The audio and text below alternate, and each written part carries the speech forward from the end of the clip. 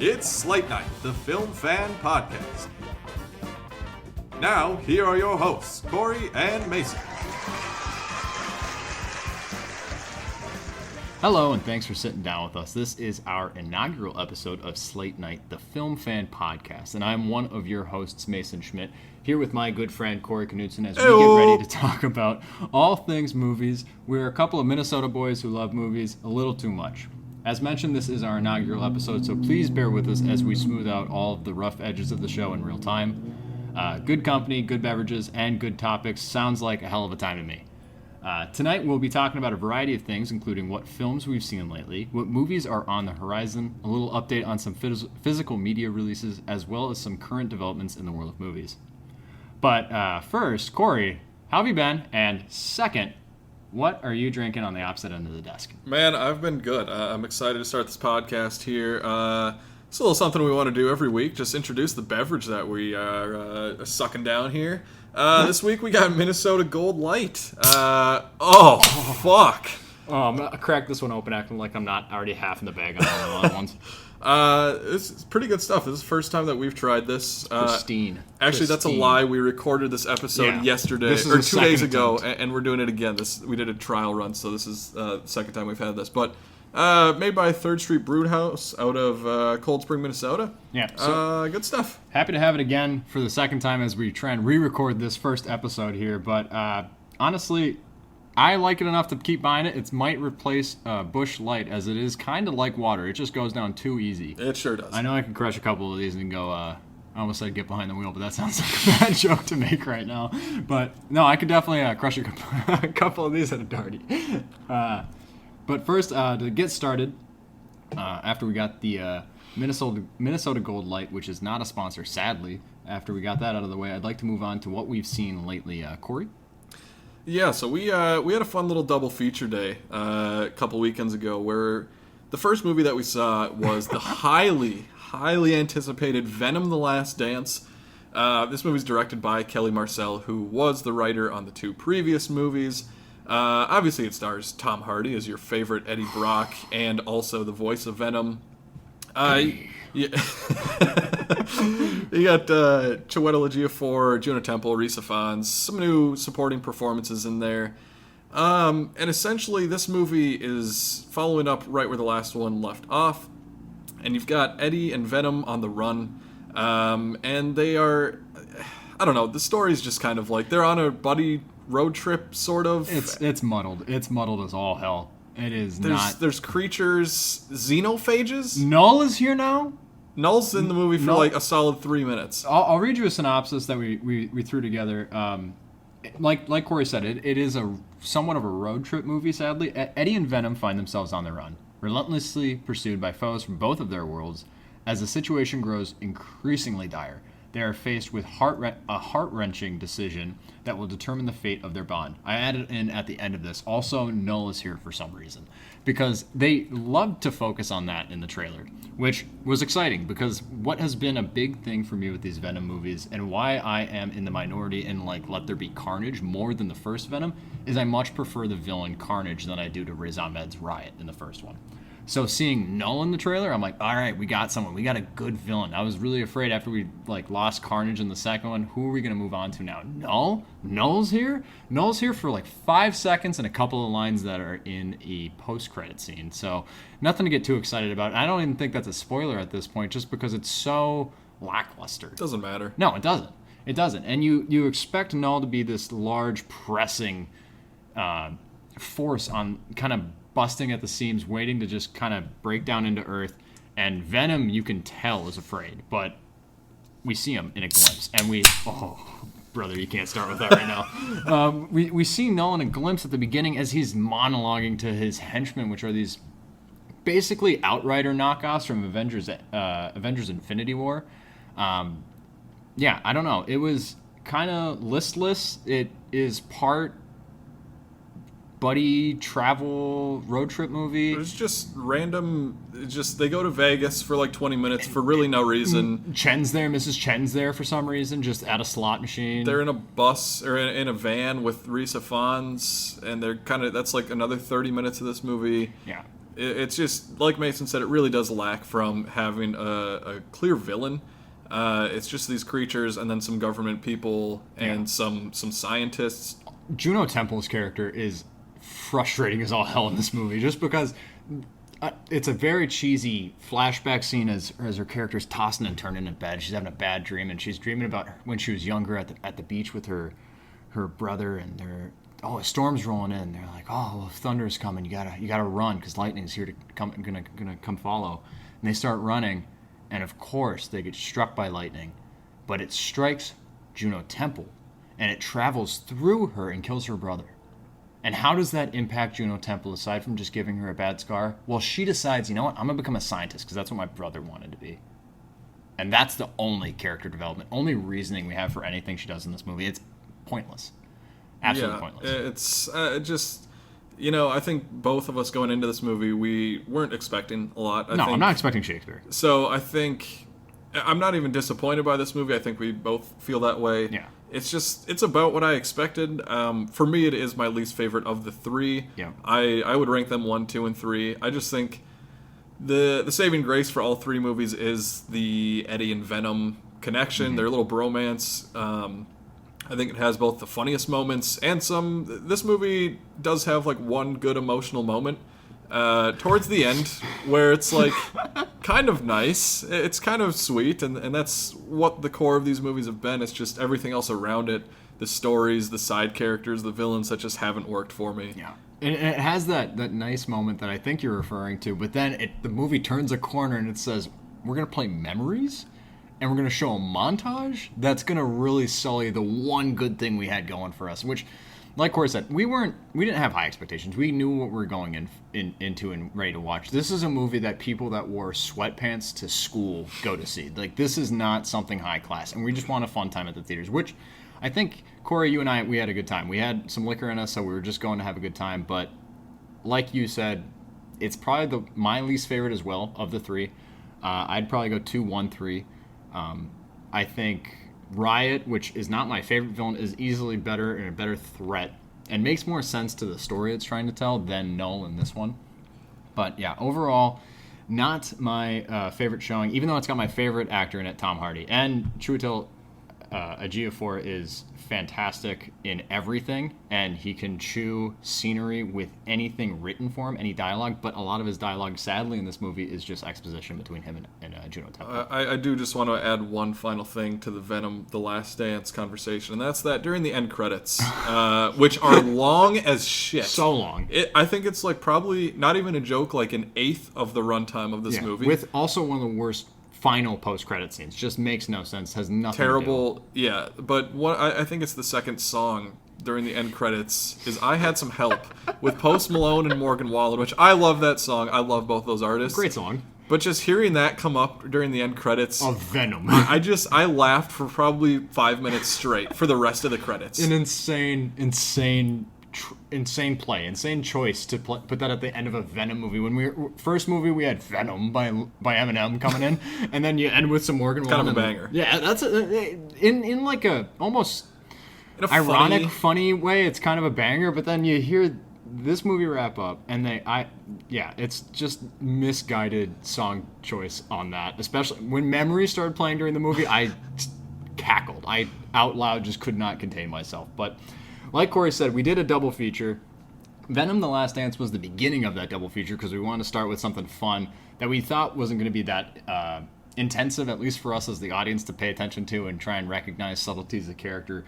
That we saved for later in the day, where we moved on to Conclave, directed by Edward Berger, the director of the phenomenal All Quiet on the Western Front from a couple years back, starring Ralph Fiennes, Isabella Rossellini, Stanley Tucci, and John Lithgow. Synopsis here. Cardinal Lawrence, Ralph Fiennes, has the critical responsibility of managing a covert process following the shocking death of the beloved Pope. With the Church's most influential leaders convening in the Vatican, Lawrence uncovers a web of profound secrets left by the late Pope.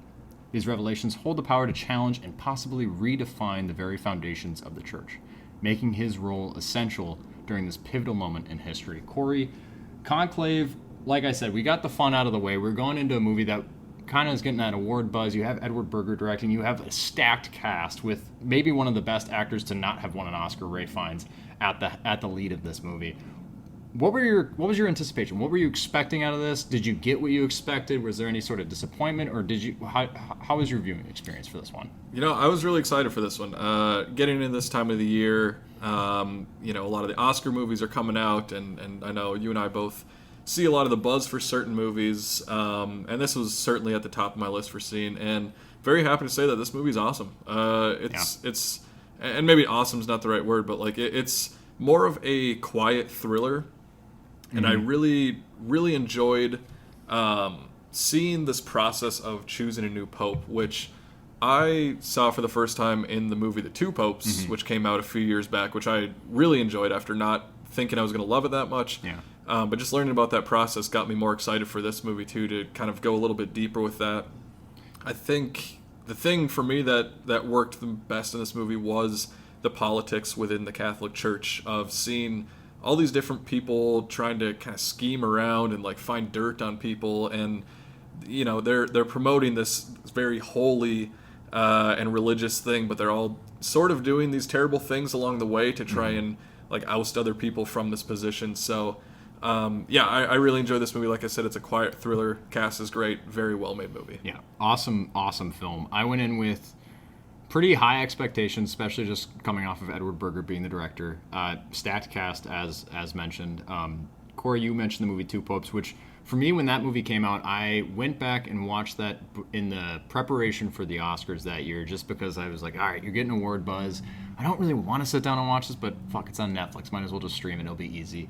And that movie kind of surprised me, because I'm not the most religious person, nor was I raised Catholic, but kind of learning more of this process was, one, very interesting, but also very thrilling, kind of surprisingly, seeing every cardinal, every member of the church try and get an edge on their almost competitors, even though they're all belonging to the same church, and you get different theologies from different members of the church, and it sets up for a little bit of a disturbing look at how different theologies are handled, and you want to stick close to the tradition of the Catholic Church, but damn, we need to get more progressive now. We need to start looking into the future, but also with that, are we getting away too much from our tradition? So you see a lot of competing ideologies there.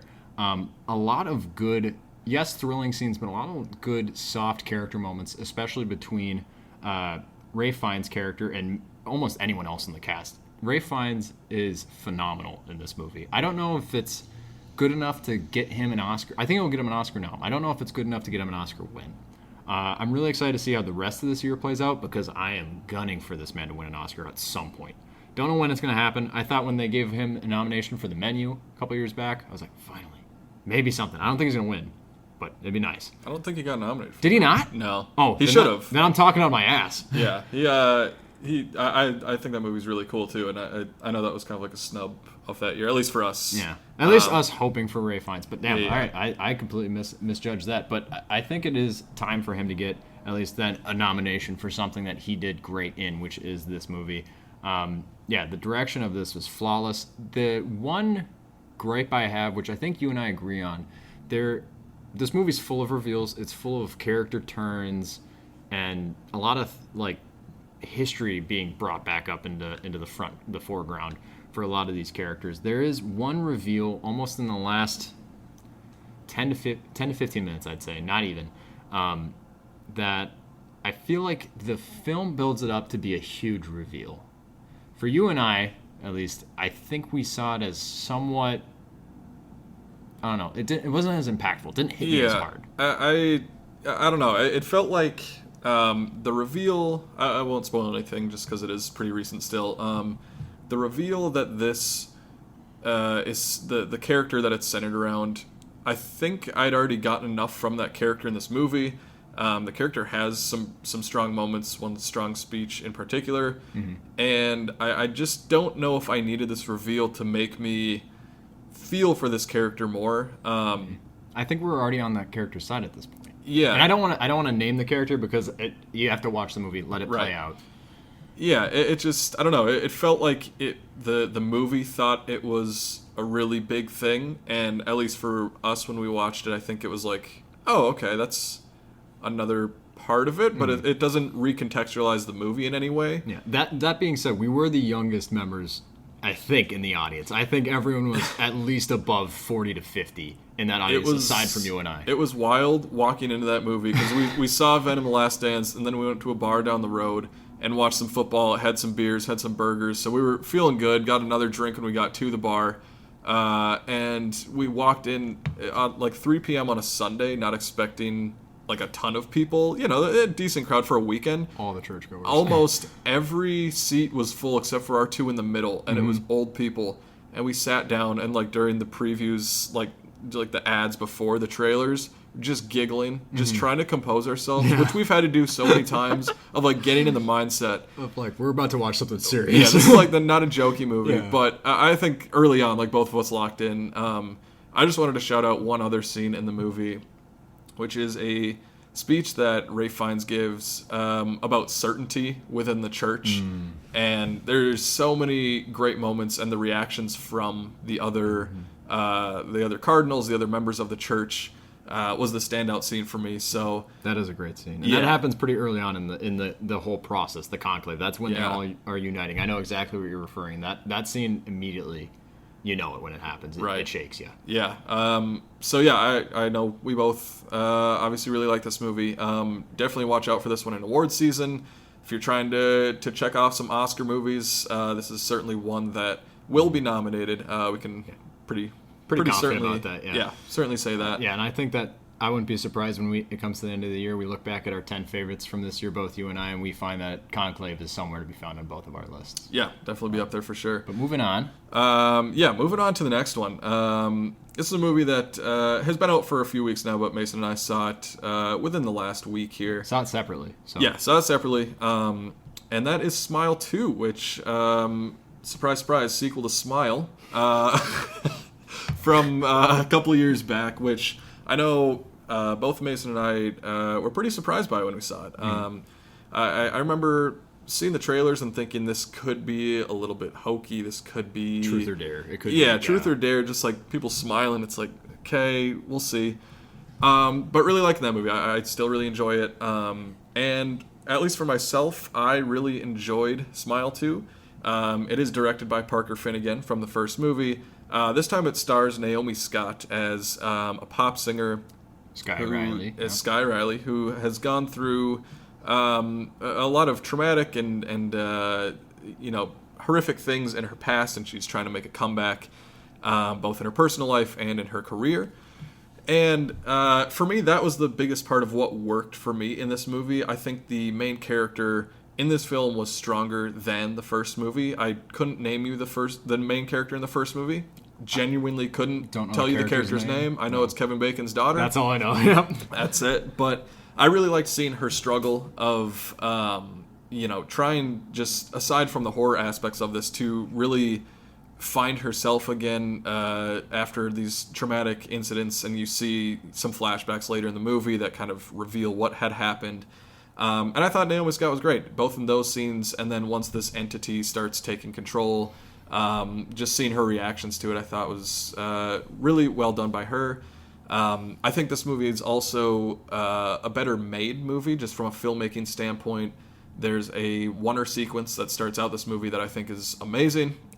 Really great bridge between the two movies. And you can just tell that there's a little bit more of a budget on this one, so Parker Finn can play around with some more locations, some better filmmaking techniques there. So those are the two things that really worked for me and put it just over the edge of the first one. It's not a big gap, but I do have some problems with the movie, but I'll get into that in a second. I know Mason, he had some different thoughts about this movie. Yeah. I wrote a pretty extensive, several paragraph review the night after, or maybe 10 minutes after I left the theater, just kind of jotting down my reactions to the film, and I was very frustrated with this film. Like Corey said, we were both pretty surprised with the first one. We thought we had lower expectations. We thought we really kind of enjoyed it. We thought it was innovative in a way. It made something that could be so laughable and so unfun or so unscary scary. It made someone smiling at you from across the room scary. Which, going into that first film, I was like, this is gonna be a tall order. Like, this is gonna be grating. It's gonna be cheesy. None of this is gonna get to me. And Smile, I was pleasantly surprised by. I very much enjoyed that first film. Going into this one, I was just hoping it'd be as good, or not even as good. Just be in the same realm. Make me feel like I can watch these back to back and have a good, great, consistent scary time. I'm not gonna read you my review that I wrote the night after because it is aggressive. And I think there's some stuff that if I just got too into it, I would get canceled before I even got discovered. So I'm just going to move into kind of overall. I liked Naomi Scott, and I do think that she is a pretty strong lead for this film. I think her performance is as good as it could be, but I think the writing of it and almost the inherent issue of this premise of this entity that infects your mind and makes you perceive different realities until it basically fries your brain like an egg and turns you inside out and causes you to do horrific things that you may not know are actually happening or not. With Sky Riley's character, she has a hard past and she's trying to have a comeback in the music industry, but this entity latches onto her, and she consistently, scene to scene, is eyes wide open, mouth agape, just sulking and afraid of everything she sees because she sees a smiling person. And it gets to a point where, towards the end of the movie, when you see the first one, the movie builds to that moment. This movie, you have the first movie as homework, you watch that, you go into this one kind of knowing what the premise is, and the premise just kind of beats you over the head, it feels like, in the second film, where it consistently sets you up for, oh shit, she just did that. She just made a mistake. She killed someone. Oh no, something bad happened. This happened. And then there's a rug pull because, oh no, that's a different reality that this entity is making her see. And it kind of got to a point where, with the amount of rug pulls it was doing with this kind of reality distorting entity, the film for me wasn't able to build sufficient tension because I got to the point where I'm like, all right, the rug's been supposedly pulled out 5 times in the last half an hour. None of what I'm seeing is probably real. Like, all of this is probably in her head. So at this point, it's not scary to me. I do think, and you and I have talked about this when we originally tried to record this episode, the ending kind of hits. The ending for me, in hindsight, it does work more than when I originally saw it. After spending some time and thinking about it, it does work better. I don't know if I prefer the ending to the second one to the ending to the first one. The ending to the first one really had me. Yeah, that's sweet. In that cabin in the woods, and just, you don't know what's going to happen next. The ending to that movie is pretty unpredictable. This one, I feel like I could see where it was going before it got there. I will say, other positive, the beginning of this movie, that oneer that it starts off on, had me.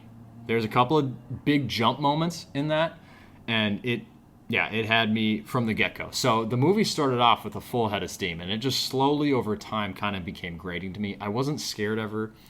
The direction of it was kind of tedious to me.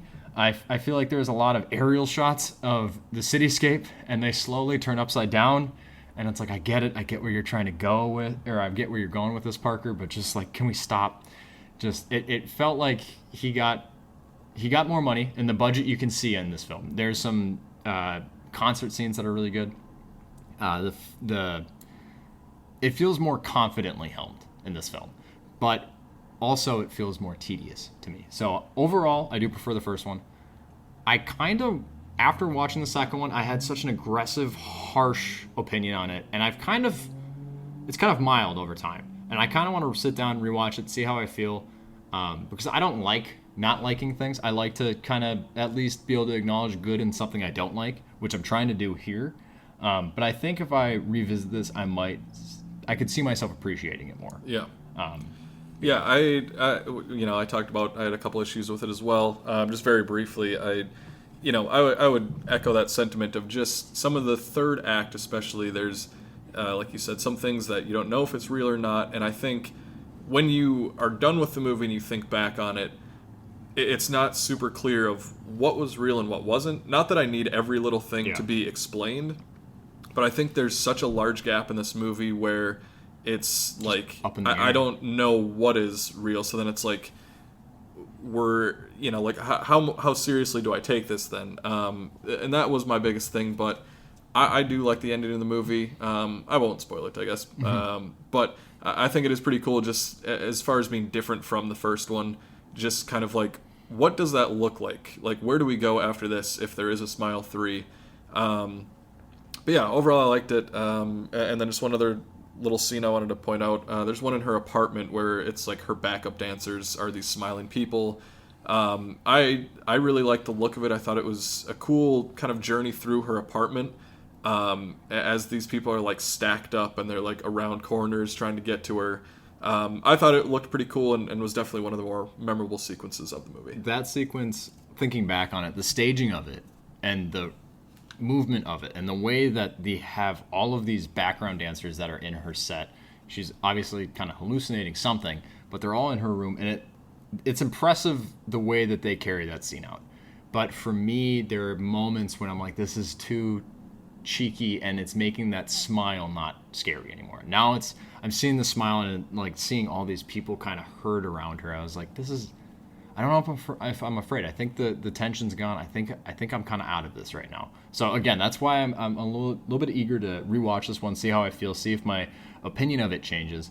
But that is our reaction to Smile 2. Moving on to Anora, which is actually a movie only Corey has seen at this point. I am going to hopefully take my wife to go see this movie sometime this upcoming weekend. But Anora is directed by Sean Baker, who made the brilliant Florida Project, Corey and I both loved that first film by Sean Baker. He did then go on to make Red Rocket, which got a lot of buzz. Kind of sour on. I don't know. It didn't fully work for me, so I was kind of worried going into Anora, which you'll be able to speak more to. Is this going to be more Florida Project, Sean Baker, or is this going to be more Red Rocket, Sean Baker? Yeah, I like you said, the Florida Project is so great. And I know he's done a couple movies before the Florida Project, some smaller indie films that I haven't seen, but love the Florida Project. Red Rocket, not crazy about. And Anora, I'm sad to say that I didn't love. This is another one, much like Conclave, that's going to be in the awards conversation. And it's going to be, I think, will be nominated for Best Picture just from a lot of the buzz that I've been seeing from awards pundits. But essentially, it focuses around Mikey Madison, who, spoilers for both movies, Once Upon a Time in Hollywood and 2022 Scream, which is Scream 5. She has similar fates in both of those movies. You might remember her getting lit on fire by Leo DiCaprio in Once Upon a Time in Hollywood. Awesome. And then you might remember her getting lit on fire in Scream in 2022 again.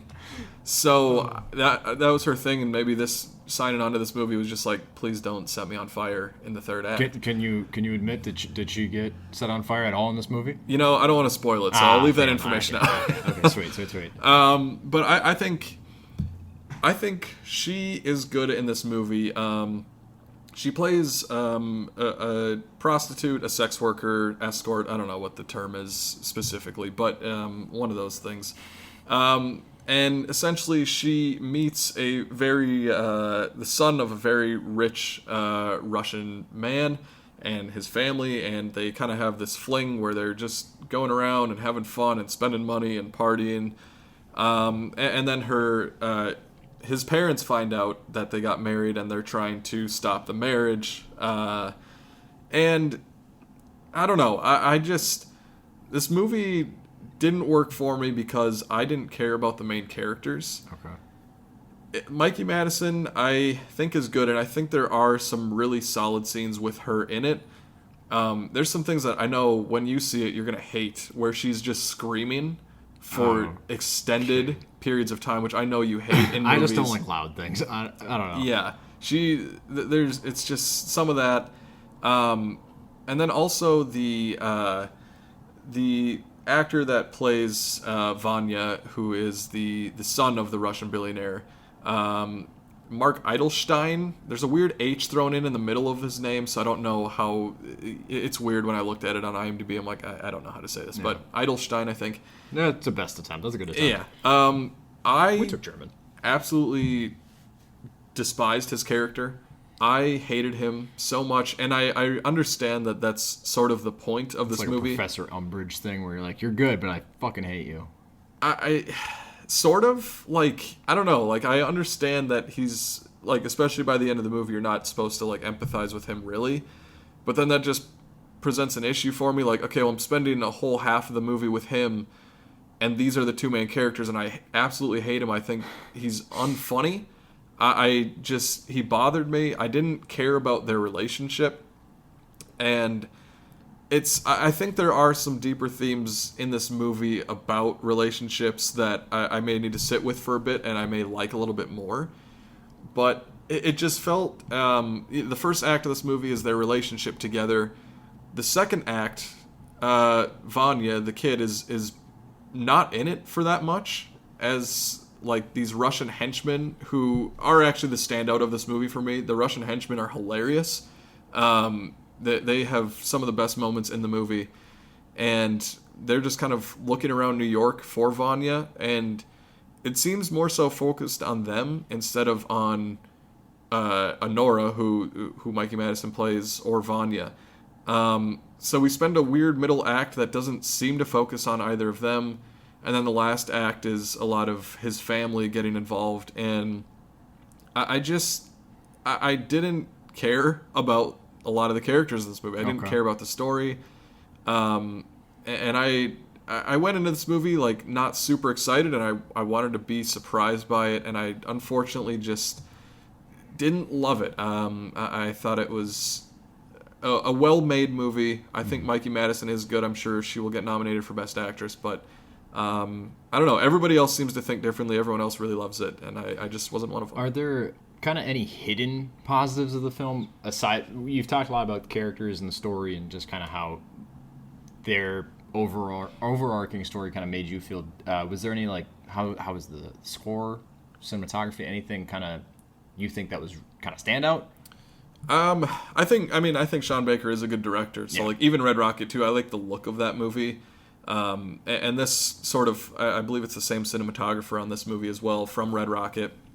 And the movie looks good. But it's tough when those two main things of story and characters don't work for me. It's more of just like, all right, well, some other things might be okay, but and it's also very long. It's like 2 hours and 20 minutes. Yeah, and I saw that runtime. I felt the runtime. Looking in, haven't seen it.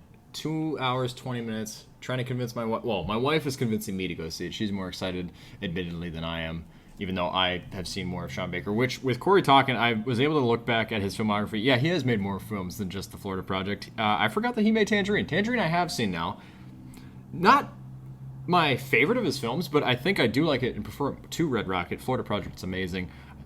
Somewhat excited hearing what you're saying. Maybe a little bit less excited to see Anora. But yeah, is there anything that I can use to kind of sell this to Allie, my wife? Because she was asking, after she heard that you had seen this, well, am I going to like it? Well, if he doesn't like, what is there to gain out of it? And with a 2 hour, 20-minute runtime, that's kind of a hard thing for her to get past. She sweet spot is an hour 30 to an hour 40 for her. So how do I sell this movie to my wife, as I'm going to need to see this movie, I feel like, for homework for the Oscars, but how do I sell this to my wife? Honestly, like, I don't know if she'll be a big fan of it. Okay. I think it, for me, more so when I got out of it, it was just that feeling of being like, all right, well, I'm glad I've seen this because it'll be in the awards conversation. Now I can talk about it with people. Mm-hmm. I don't know. I feel like I have a very opposite reaction to what I've seen a lot of other reviewers say. Mm-hmm. I know a lot of other people really like it. It's got like a 98 on Rotten Tomatoes, I believe, or something like that, which is crazy. That's the critic score, obviously. I don't know what the audience score is like. I typically focus more on the critic score, but so I guess that's Anora. Kind of hearing that from you, unless you have any parting thoughts on that film. I'm just curious to see what you think once you see it, and then we can maybe go back and forth, or if we both agree and really didn't care for it. Corey and I typically agree on most movies we see. The few that we disagree on, those are more lively conversations, but we're still pretty quick to be like, well, okay, I see what you're saying, but I still don't like it. So we'll see how Anora goes for me and my wife Allie, but jury is out on that until likely this upcoming weekend. Looking forward to this week, we do have a couple of new releases, two of which we really wanted to focus on. We got Heretic, a new A24 horror film directed by Scott Beck and Brian Woods, who directed The Haunt, which is for a scary Halloween-type movie. It is one of my new go-to classics, I would say. Stars Hugh Grant, Sophie Thatcher, and Chloe East. The synopsis reads, two passionate young women of faith find themselves entangled in a thrilling cat-and-mouse game inside the home of an eccentric man they are determined to convert. Corey, have you seen the trailer? Where's your anticipation for this movie? How do you feel about it, seeing Hugh Grant in a horror film? I mean, I'm pretty excited to see that. I loved him in Paddington 2, which isn't a horror film, but still, to see him in a Paddington movie, I love Paddington, and to see Hugh Grant kind of chew up scenery in that, I can't imagine what he's going to do in a horror film. Yeah, I mean, any new A24 horror movie, I think, has the potential to be really fun and interesting and do some cool things. It'll be cool to see Hugh Grant just kind of, last couple of years, like, even with Wonka, just, like, doing a weird thing and just, like, kind of having fun with it. I don't know, just seeing him branch out is kind of fun. Mm-hmm. But yeah, I mean, Scott Beck and Brian Woods, also the writers on the Quiet Place movies, which are great. But they also directed 65. Which I have not seen. Which I have seen. Which I think I'm happier now that I haven't seen it, actually. You don't need to watch it. It's bland. But I mean, I think this movie looks fun. I don't know if I'll see it in theaters opening weekend, but I definitely do want to check this out, down the road. A lot of A24 horror films, I feel like, tend to be what me and Corey will gravitate to and see together. This one, I think I might be a little bit more excited than you on. So I think Thursday night, I might be trying to get a good 7 p.m. evening showing of Heretic. But yeah, I think that potentially with what I've been hearing critically and a lot of the reviews and early buzz from this movie is that it could be potentially a top contender for Best Picture or Best Horror Film of the Year, not Best Picture, excuse me. But it's not the only film coming out this upcoming week. Yeah, we've also got a movie called Elevation, which I just saw the trailer for pretty recently. It stars Anthony Mackie, and I guess it's about like these people that can't go below a certain altitude or creatures come and hunt them. So kind of, going back to A Quiet Place, it sounds like that sort of vibe where like there's a thing you can't do around these creatures. It looks okay. Like I don't think I'm going to see it in theaters, but like if I hear good things, I may check it out. But it sounds like a fine action movie. And I mean, for me, I'm kind of excited. It stars Anthony Mackie, Marina Baccarin, Tony Goldwyn. Synopsis reads, in the post-apocalyptic Rocky Mountains, a single father and two women leave the safety of their homes to confront monstrous creatures in order to save a young boy's life. Honestly, when I watched the trailer, I thought this was a straight-to-streaming movie. It felt like it was just going straight to Netflix. Knowing that the director, George Nolfi, don't know quite how to pronounce that name, did direct The Banker with Anthony Mackie, so they are reteaming for this one. The Banker was an Apple original film, and like I said, this kind of feels like that straight-to-streaming type of action thriller. I'm not too excited about it, aside from the fact that it gives Anthony Mackie another starring role in something, which I'm a big Anthony Mackie fan. I like Pain and Gain, which is a crazy thing to say, but mostly him in Pain and Gain. Dwayne Johnson has some good moments. Mark Wahlberg is there, I guess, but Anthony Mackie is an actor I'm pretty hungry to see more of. I mean, give me him in 8 Mile, give me him in Pain and Gain. I'll likely try and catch Elevation. I don't know, like what you were saying about The Heretic, it's not something I'm going to rush out to see. If I have a free evening or something not going on in the week, maybe I'll go pick up a showtime of Elevation and check it out. But I don't know if it's not something necessarily at the top of my watch list. Yeah, so that's, I mean, kind of a dry release week there. Yeah. Nothing too crazy coming out, but another segment that we kind of want to keep doing on this show is a physical media roundup. Just because physical media is dying a little bit, which is sad. Last few years, it's certainly gone downhill a bit, but we are still very much lovers of it, and we wanted to highlight some things that we've bought lately, and then just kind of talking about some things that have that are going to be coming out in this week. So something that both Mason and I got, which Mason very kindly bought me, was the steelbooks for Deadpool and Wolverine. They are fucking They're sexy. So sexy. They are so well printed. We got the two different steelbooks. There's one with the Deadpool focused kind of front cover steelbook, and then there's a Wolverine focused steelbook, which I preferred the Wolverine just because to see him in that yellow suit is insane.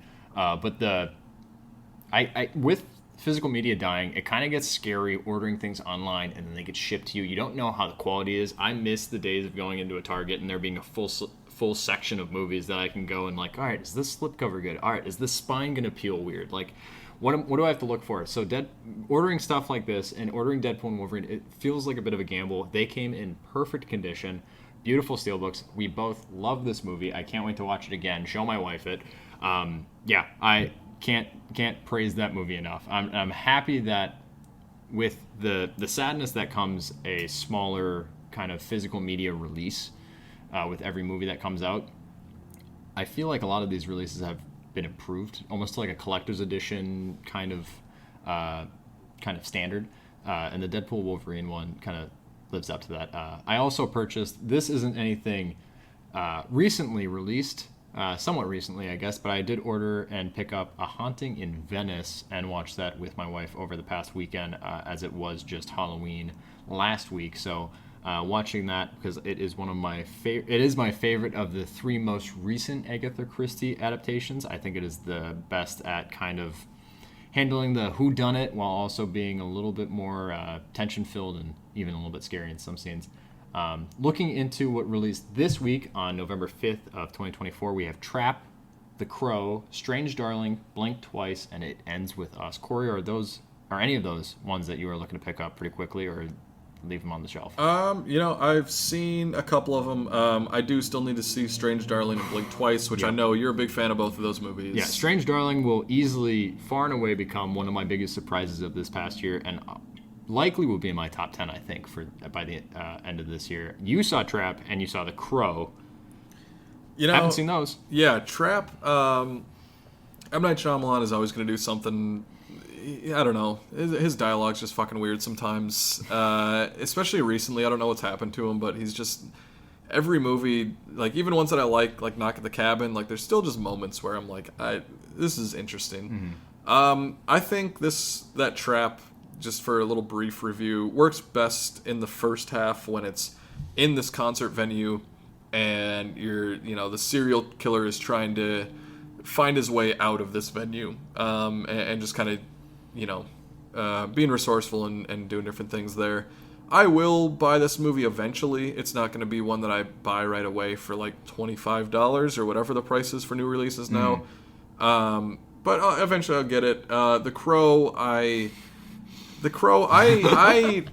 had never seen any of the Crow movies before this one, and I sat down and I said, you know what? There's never going to be a time when I actually want to watch these movies again, so might as well use this as motivation, especially the first one, just because there's so much backstory with Brandon Lee there. Mm-hmm. So I'm like, I definitely want to watch that, which I actually enjoyed that movie. I think it's fun. I think it's a cool vibe.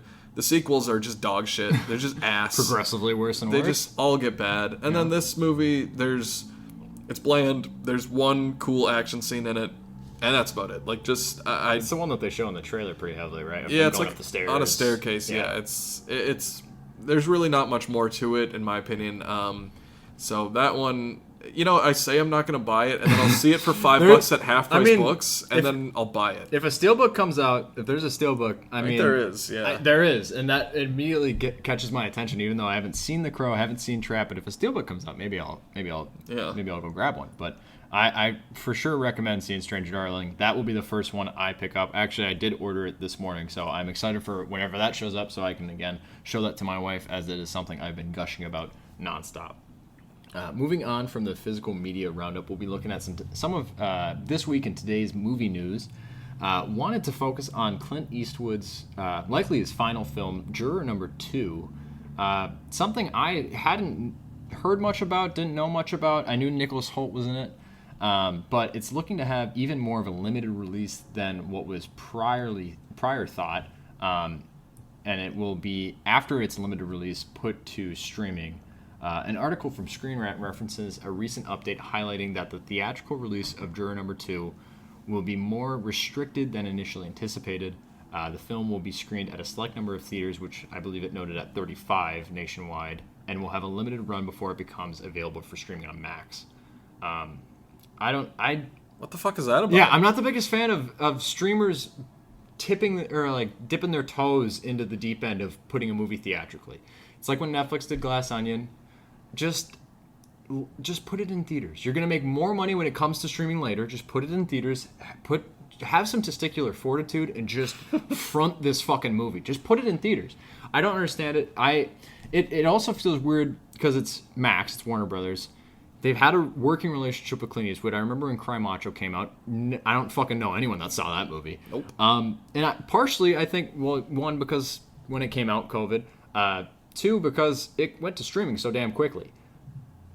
I don't know if because I've been hearing great things. Corey, do you think the positive response to this film will bring potential awards talk? And then with potential awards talk, do you think that might push Warner Brothers to act differently in terms of their theater release schedule plan into the future? Yeah, I don't know. I have heard some positive things. I don't think this movie is going to get nominated for Oscars. At least not any of the major awards, I don't think. I don't know. Warner Brothers and David Zaslav are just doing weird things there, and I don't understand, from just killing movies that people had already made to just focusing on franchises that should maybe just die, and then they're just let's kill Batgirl, but let's make a fourth Matrix. Yeah, I don't know. It's been a very interesting few years for Warner Brothers, especially with all the DC things going on, which is a whole different episode we can talk about. I don't know. I wish this movie was getting a bigger theatrical release. I mean, Clint Eastwood says it's his last movie, and then next year he'll release one around the same time. Mule 2. The Mule 2, something based on a true story. Yeah. I don't know. So it's I don't know. I hope that I can see it in a theater someday, but we'll see. I'm excited to see it, but I think I'm more just desperate for these streaming services to kind of catch on to the productivity and the profitability of releasing a film theatrically, as opposed to, you know what, enough to get awards consideration, we'll put it in enough theaters, and then streaming service. Just let people see your movie in theaters the way movies should be seen. Yeah. Anyway. For sure. So the next thing that we kind of wanted to talk about was the trailer for Skeleton Crew. Get the dick out of your mouth, bud. Yeah, Christ. Too many Minnesota Gold Lights here. Honestly, this one, I don't think we have that much to say on it besides like the trailer. It looks like kind of a coming-of-age Goonies-style story in Star Wars with like these outlaws kind of on the run, maybe like some pirates, some bounty hunters. I don't know. Myself, I'm not that excited for it. Like, I'll watch it because I'm a whore for Star Wars, and I'll watch anything that comes out, and I hate that I'm that way. I don't know. The one thing I'm excited about seeing is Jude Law in Star Wars, just because I love him, and I think he could be really cool, but focusing on a group of kids just concerns me a little bit here. I tend to align with Corey on Star Wars, especially Disney Plus Star Wars. I think you and I would both say Mandalorian Seasons 1 and 2, great. Andor is phenomenal. Maybe, to me, the best thing since the original trilogy. I want to throw some love out to The Last Jedi because I'm actually one of the few people that really loves that movie, but that's a whole episode in itself. Yeah, that's a whole episode where people just fucking hate us. So, I don't know. With Skeleton Crew, the trailer didn't do anything for me. I'm not thrilled. The only thing that I'm necessarily excited about is the creators of the show is Christopher Ford and John Watts. John Watts made Cop Car, made the Marvel Spider-Man trilogy of Homecoming, Far From Home, and No Way Home, which love those films. Love Cop Car. I think him being in a creative role could be helpful, and I know he's directing, I think, at least 2 of the episodes himself. Again, what Corey said, Jude Law being in the cast is awesome. Carrie Condon, who I honestly forgot she was in this show until doing some research on it. She's great. Love her in Banshees of Inisherin, correct? Yeah. Fantastic. Should have in that won movie. supporting actress that year. Should have, definitely. Watching the trailer, I don't need a coming of age story in Star Wars. We got the coming of age story of Star Wars. It's A New Hope, or Episode 4, or just Star Wars if you're smart. So I don't need this with kids. I don't need the Goonies vibe. As someone who's not the biggest Goonies fan, I'm sorry, but I don't know. Nothing teetered my scale. Nothing teetered my scale. Yeah. It started, and the trailer started and it ended, and I felt the same throughout. I don't know. I've heard some positive reaction to it. That's great.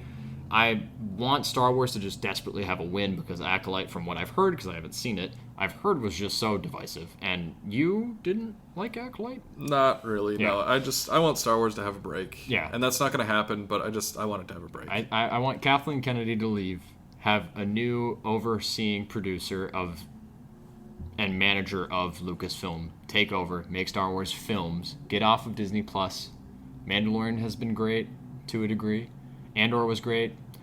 Ahsoka has some fans, including me. But yeah, it's a good show. I don't know. I think, Skeleton Crew's not teetering my scale, as I said. Another thing that we want to focus on is the movie Here, directed by Robert Zemeckis, did release this past weekend. It has proven to be a box office dud, which I don't know if anyone is necessarily surprised by that. I definitely am not. The $50 million film was financed by Miramax and released by Sony, and it features a reunion of cast members Tom Hanks and Robin Wright. I don't know. From what I've heard, unfortunately, the technology used in the movie overshadowed the storyline. Looking at the trailers, I didn't think I needed to see this. It seemed kind of like a desperate, pull at the heartstrings for families for maybe a Thanksgiving viewing experience, because I know some families go to movie theaters on Thanksgiving. I've done it in the past. I saw Unstoppable with fucking Denzel Washington and Chris Pine that way, which that was awesome. But love that movie. Reactions to the film have been mixed at best from what I've heard, and it opened with a revenue of $4.8 million domestic. That may not be exact. If you want a more exact number, check out Charts with Dan Murrell. He is the best. We are not going to even attempt to touch what he does because he's the best at it. But Corey, is this box office performance surprising to you, or was this kind of expected? Honestly, no. It's not. This feels like every year there's a couple movies that come out in the fall, like in late November, December, that have a big director, some big actors, and a concept or a filmmaking technique that feels like it's sort of just Oscar bait. Mm-hmm. It feels desperate. Yeah, neither of us have seen it, so I'm I don't want to judge it too much on that, but I don't know. I don't think Robert Zemeckis has made a great movie in a long time. I just fuck the Polar Express. Not related entirely, but fuck the Polar Express. Hate that movie. Those people are scary. It is terrifying, that movie. I don't know. I just don't think that this movie is going to catch on, as we saw from its box office, with fans or with critics. I don't think this is going to get Oscar buzz. I don't know. I just don't think that this movie really captured anybody's interest. No. Which is a shame, because there is a lot of good talent, and I think it is an interesting idea. Mm-hmm. I just, I don't know if it would fully work. But watching the trailer for me, I'm like, what demographic are you going for? You have Tom Hanks aged down horribly, at least in the trailer. Yeah. And Robin Wright. And you could say it's a reunion between cast members from Forrest Gump. You have Robert Zemeckis, who made Flight, which is interesting, and Polar Express, and listless amount of movies. Just a nonstop, never-ending list of movies, and Back to the Future, whatnot. But I don't know what string you have to pull on to get people into theaters for this type of film, where it's locked off one section of a house, section of space, with characters moving through it, and I don't know. It feels kind of gimmicky to me. So this isn't surprising. Obviously, I want films to do well in theaters. Some of these longer working directors, I want them to do well, because Robert Zemeckis, he did Back to the Future. He's done classic films. He did Splash, didn't he? Is he Splash? I'm saying that. Splash? With Tom Hanks. Who did Splash with Tom Hanks? Dude, I don't know. Okay, well, look it up while I continue to just spew. Have I heard of this movie? Apparently just garbage out of my mouth. Did he not do Splash? Or is that fucking Ron Howard? Okay, well, maybe Robert Zemeckis doesn't deserve to do well, because I don't remember most of it. It was Ron Howard. Fuck. All right, well, he did Robert Zemeckis did Castaway. That's correct. Okay, good. We got two. We got Back to the Future and Castaway. Those are good. Fuck Polar Express. And apparently fuck Here, because that movie's not performing well. But again, we want movies to perform well. We want theaters to do well. We want this art form to last as long as possible as streaming knocks on the door of its eventual potential death. But come on, theater goers. Come on, theaters. Let's keep this alive. Moving on from movie news, we want to look at Movie Rewind, which is going to be about a specific movie released around this time of year, looking at this first week of November in a previous year. So a movie that we wanted to highlight is a movie I actually love, and I think didn't get enough praise, attention. A lot of people claimed it was underwhelming. I don't want to bury the lead too much. The film is Spectre, which was released on November 6th of 2015, directed by the great Sam Mendes, starring Daniel Craig, Léa Seydoux, Christoph Waltz, and Ray Fiennes. That's the second time we get to bring up this amazing actor today. And this was the fourth Daniel Craig-led Bond film and the second directed by Sam Mendes. It grossed $880 million worldwide, making it the sixth highest-grossing film of 2015 and the second highest-grossing James Bond film after Skyfall. Corey, what do you think about Spectre? I know you and I tend to agree with most of these Bond films. Bond is my favorite film franchise, and it is something I just... a bad Bond film is still one of my favorite films. So, Corey, what do you think of Spectre? Man, I think Spectre's underrated. I've always really liked this movie, and I've never quite understood the hate for it. I think, I love Christoph Waltz in this movie. I would think he's definitely a standout.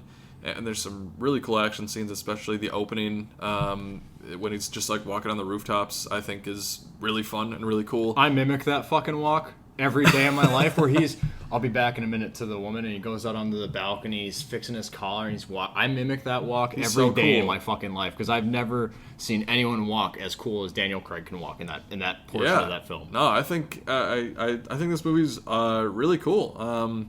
And even though it is, I like Casino Royale, Skyfall, and No Time to Die better than this movie, I don't think that's a demerit to this one. Mm-hmm. I think it's still a lot of fun.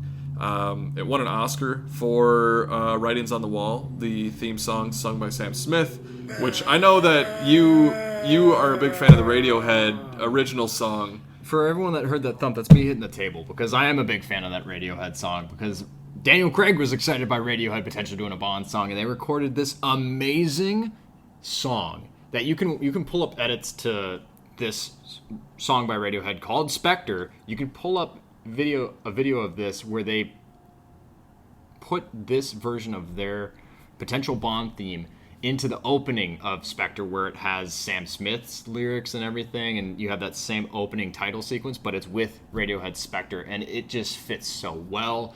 It's so moody, and it fits the tone of this movie so well. I love Radiohead, so obviously I'm going to suck Radiohead's dick on this one, but I'm a big fan of the way that this song sounds. It's something so dire, and it's so just, like I said, moody, that kind of fits the Daniel Craig films, which I think a lot of people kind of glum onto for being a negative, but I actually really do appreciate in the Daniel Craig films. The producers heard what Radiohead had to offer, and they deemed it too dark for the film, so they moved on to Writings on the Wall, which is a song that I do like and appreciate. I listen to it from time to time. It's not one that I'm gunning for or listening to again and again or going back to frequently. But I really wish they would have went with Radiohead. I know Daniel Craig probably wished they went with Radiohead. I do want to also mention Hoyt van Hoytema was the cinematographer of this film, and this film is gorgeous. Some of the action scenes are great. Some of them are a little lackluster. There is a lot of, I don't want to say hate, but a lot of comparisons to Skyfall, where Skyfall was looked at as being such a high for the Bond franchise, and then Spectre looks to be a pretty big step down for some people. I think they are neck and neck, actually. I think there's a lot of conveniences of Skyfall that aren't in Spectre, and I'm sure that there's critiques that you could say about Spectre that aren't necessarily true of Skyfall, but I think Spectre deserves a little bit more love than it necessarily deserves. But with all that said, Spectre is the movie rewind of this week. If you haven't given it a watch, or you saw it in theaters, you didn't like it, maybe give it another rewatch. Maybe try and give it a second chance. I have seen this movie. It's not the most of any Daniel Craig Bond film, but it's getting up there. I watched this movie whenever I was doing homework in school, whenever I'm doing work at home. I throw it on in the background. It's a great film. I love it, and I frequently will be putting this into the Blu-ray player. But yeah, that is the movie rewind for this week's episode. Yeah, definitely check that one out again. It's good. I like it. So that's all we got. This is our first episode, like we said. We're just kind of playing around with the format, what we want to talk about. But yeah, we just kind of want to do this every week and discuss some movie news, some reviews. We may filter in some TV reviews as well. It's mostly gonna be your department. I'm not a big TV watcher. Yeah, except for the Penguin, apparently. Penguin's great. Fuck the Penguin's awesome. Yeah. But yeah, may try and filter in some of that. But yeah, we just want to thank anybody who's listening. And we love to build a film community, just to talk with people really just an excuse for us to sit down once a week and talk about movies, and do what every white guy in their 20s says and start a podcast. Yeah, obviously. We've reached that point now where we're both out of school, we're both at jobs that we sort of kind of sometimes like, so we just want to have fun outside of work and do this. So thank you for listening, guys, and we'll be back next week with some more movie news and reviews. Until next time, keep your reels spinning and your critiques sharp. Good night.